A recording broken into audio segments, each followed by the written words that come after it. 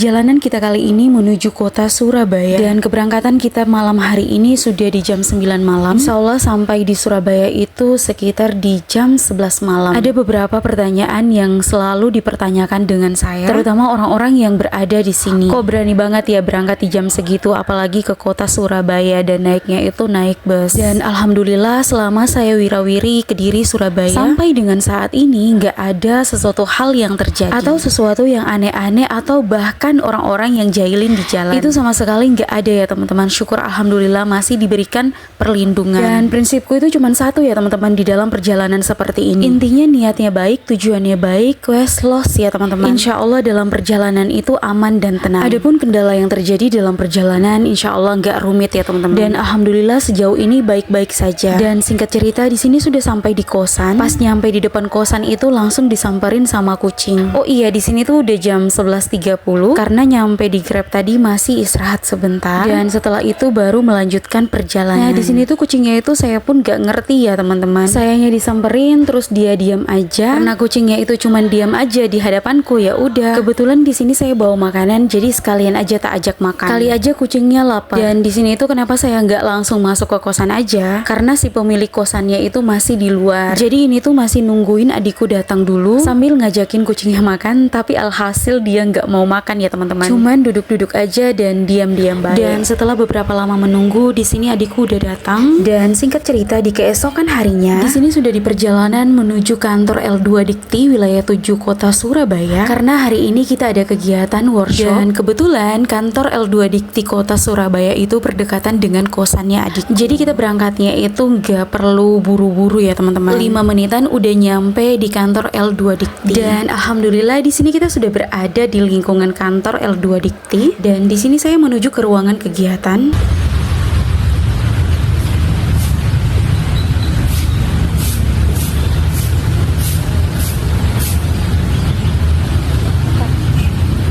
Gedung C mana ya Pak? Oh, atur suami ya Pak. Iya.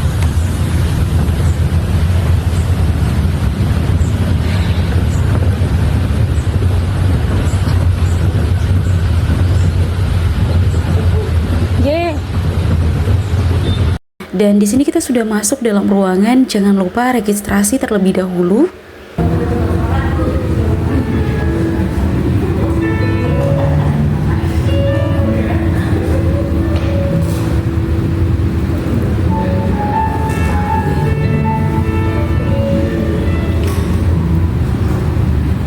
Dan di sini saya sudah mulai persiapan karena kegiatannya sudah mau dimulai.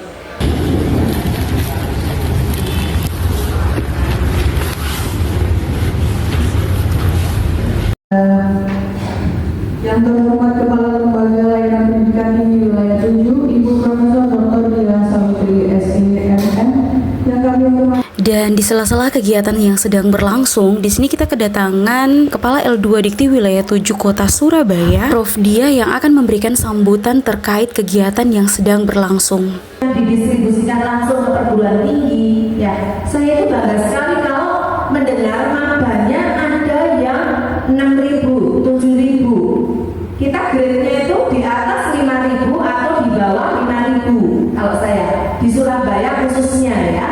Tidak ada yang di bawah 1.000. Mungkin ada. Dan singkat cerita di sini kita sudah istirahat makan siang biar energinya kembali full ya teman-teman untuk mendengarkan materi yang akan dibawakan pada siang hari ini.